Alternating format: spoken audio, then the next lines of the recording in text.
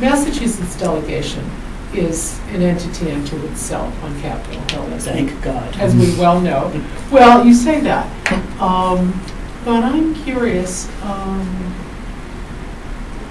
as to a year into the Obama administration, whether you feel that there is more of a conciliatory attitude among all members of Congress, Republican and Democrat, whether there are splinter groups forming that weren't there before among conservative Democrats, conservative Republicans. What's your view of the state of play up there, and how hard or easy it is to I don't think it's going to change for a while. I mean, it takes time for these things to build up, and takes time for these things to break down. And a lot of it has to do with elections. That's the thing that people don't understand. They say, oh, in the good old days, everybody got along. Well, first of all, that's not true.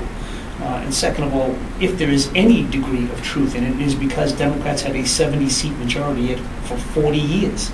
So therefore, they could turn. Tip O'Neill had never less than a 50-seat majority, never less. And he could turn to 35 so-called conservative Democrats and say, hey, do what we need to do. No, we don't care. We don't need you. That changed. When the Republicans took over, for the entire time the Republicans were in power, it was, I think the maximum was 30 seats, if I remember the exact number, something like that. So they had some influence, but then they lost it quickly. Most of the time they were in power, it was less than 18 seats. So they had to hold on to everybody to move their agenda at all. And what ends up happening when the American public makes a decision to elect people that are so split, in a 50-50 split, a de facto 50-50 split, people tend to go to their corners because the country hasn't decided that they wanted to go in a specific direction, either right or left, or however you want to determine that direction. They did for about 40 years. They decided for 40 years that they wanted a progressive government to do things like Social Security, Medicare, public education, no. And then all of a sudden they decided, well, we don't want that. We want to maybe go right, well, not too right, maybe a little left. And right now I still think that battle is going on. It's not a battle. I'm only representative in that battle, all of us, in that I don't run for office and say, vote for me. I am a plain gray person that will do nothing but get along with everybody. I say, vote for me because these are the things I believe in. I'm going to go down and fight like heck for them. And fight like heck for them. Though I want to be compromising and all that, it's because I have to be if I want to make progress. But the truth is, every member of Congress would really like to be the emperor, so that we can have health care the way we define it, so we can do housing the way we define it. And of course, we all know that that's not the case, so we have to compromise. But, and there are some things that you can't compromise on. How do you compromise on war and peace? Only invade the country a little bit? How do you compromise on civil liberties? We'll only have the government look at 50% of your emails. There's some things you can't compromise on Social Security. How do you compromise on the destruction of Social Security? And I understand that some people don't agree with it, fine. Where's the compromise? We'll only destroy it a little bit. There are compromises available on all these things, but when you have one side that says no and one side that says yes, and the American people don't give either side enough votes, you end up with two hard sides. And you end up with both factions being splintered.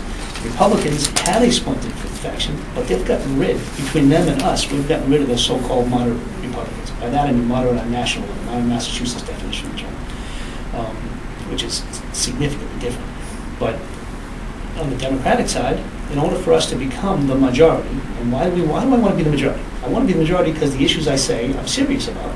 And in general, Democrats tend to see the same world that I see, or the same vision of a better world. That doesn't mean it's 100%. It means, I use my friend in Mississippi, Gene Taylor, all the time. He agrees with Democratic principles maybe 50% of the time. He's a true, moderate, blue dog Democrat. But yet, if I replaced him, I couldn't replace. And I like Gene, so I wouldn't want to do it. But I mean, even if I could replace him, I couldn't replace him with somebody who would agree with me 70% of the time. The only way I can replace him is to get somebody who agrees with me 5% of the time. How is that progress? So I'll take 50% and be happy I have it. And it's the same thing with others. Why did I work so hard to elect more Democrats in New Hampshire and Connecticut and places like that? Because they agree with me more often, not all the time, but more often than their Republican predecessors. And until the country makes a decision overall across the board, and they've done it in Massachusetts repeatedly, that's the delegation. The delegation, we're pretty much on the same page on most things. Not exactly the same page all the time, but generally. It's certainly the same chapter of the book. And, so that's not the issue. But, the rest of the country isn't. And until the country makes a decision that they either want or don't want a progressive activist government, or they want a reactionary, less involved government, that battle's going to continue. And I don't have a real problem with that. That is what it's all about. My job is not so much to battle my colleagues. I mean, I do that too. My real job is for the hearts and minds of the American people. And because I want them to elect people that actually believe that everybody should have health care, as opposed to think they shouldn't, or don't think it's an important issue. So for me, do I think that there are factions? Yeah, there always was, there always will be. Some of those factions are more obvious now. I think that with the way George Bush made the presidency and delivered more of an imperialist thing, he was allowed to do it. I mean, every executive tries. Congress let him do it.